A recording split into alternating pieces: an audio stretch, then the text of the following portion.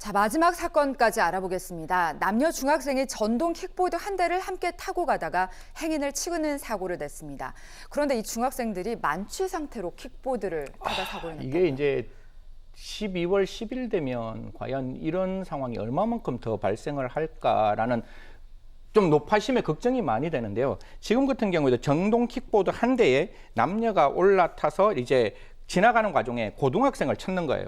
그런데 이 중학생 애들의 음주를 확인해 보니까 사실상 면허 정지 수준의 음주 운전이 되었기 때문에 과연 이 청소년들을 어떻게 처벌할 것이냐, 과연 문제가 이제 발생하게 되는 것이고, 여기서 제가 꼭 하나 말씀드리면 킥보드도 자동차입니다.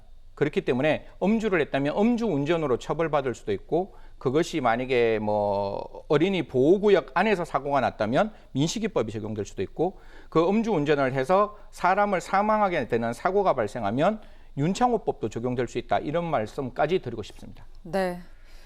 자, 전동 킥보드 사고는 해마다 증가 추세를 보이고 있습니다. 전동 킥보드, 외륜보드, 이륜보드 등의 개인형 이동 장치 교통사고 건수를 보면요. 2017년에는 117건이었습니다.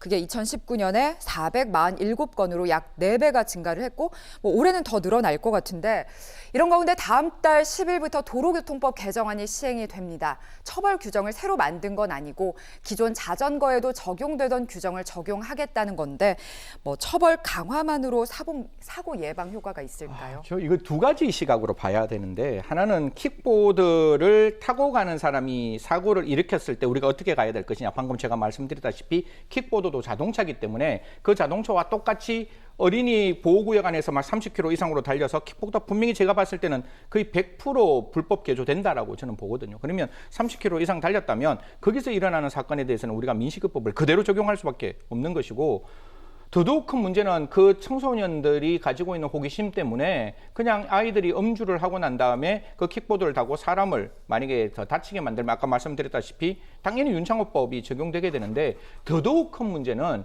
이게 13세 이상부터 킥보드를 다 타게 되면 사실 중학교 1학년, 2학년 학생들이 킥보드를 탄단 말이에요.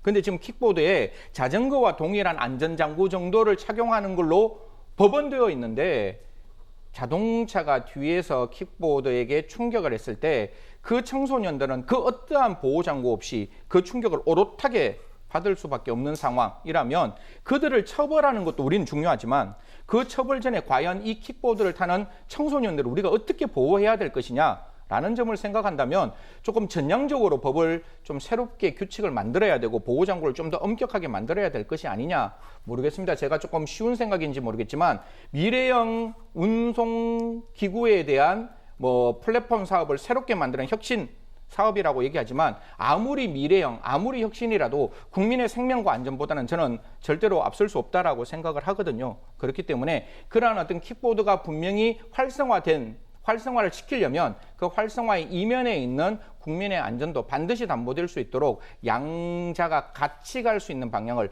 모색해야 된다고 생각합니다. 네, 말씀하신 것처럼 혁신 플랫폼도 발전이 돼야겠지만, 과연 앞으로 이 업체들은 어떤 책임을 지게 되고 또 대책을 강구해야 할까요?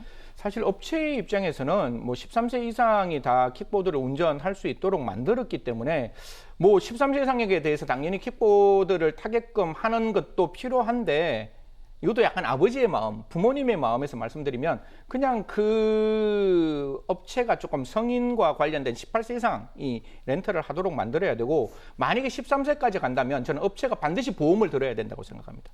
예를 들어 그 킥보드를 타서 사고가 나면 그 사고 나는 그 중학교, 고등학교 아이들은 사실 무자력일 수가 있거든요. 물론 그게 부모의 어떤 책임으로부터 변상을 받을 수 있는 민법상의 길이 열렸다 할지라도 피해자 입장에서는 언제 그걸 배상받을지 모르잖아요. 그렇기 때문에 적어도 킥보드에 대해서 그 회사가 보험을 들게끔 만들고, 뿐만 아니라 그 킥보드 자체에도 그 보험을 들 수 있도록 지금 보험회사가 아마 이 부분이 손실이 어떻게 날지를 자기들은 생각을 할 거예요. 그럼에도 불구하고 국민의 생명을 위해서는 이 킥보드에 대한 어떤 보험이 필요하고, 지금은 어떻게 되어 있는가 하면 킥보드가 사고가 나면 제가 자동차를 갖고 있으면 무면허 자동차에 대한 보험을 근거로 이 킥보드 사고에 대한 보상을 하도록 되어 있는데, 그런 어떤 절차가 아니라 킥보드 자체에 대한 보험이 조금 들어가야 된다. 그래야지 이러한 어떤 사고가 발생했을 때 피해자도 보호할 수 있고 가해자도 보호할 수 있다. 뿐만 아니라 이러한 킥보드의 안전장치에 대해서 불법 개조를 하는 사람에 대해서는 저는 정말 엄중하게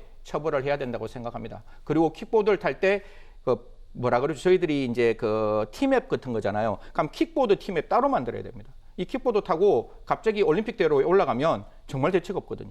이게 갑자기 외부 순환, 이제 외부 1순환 이런 데 올라가면 100km로 달리는데 킥보드 30km로 팍 나타나면 뒷차 그냥 급브레이크 잡아야 되면 서로 간에 굉장히 상상할 수 없는 일이 발생할 수 있기 때문에 그런 것들도 세심하게 좀 만들어야 한다. 그렇게 생각합니다. 네. 오늘 말씀 여기까지 듣도록 하겠습니다. 감사합니다. 네.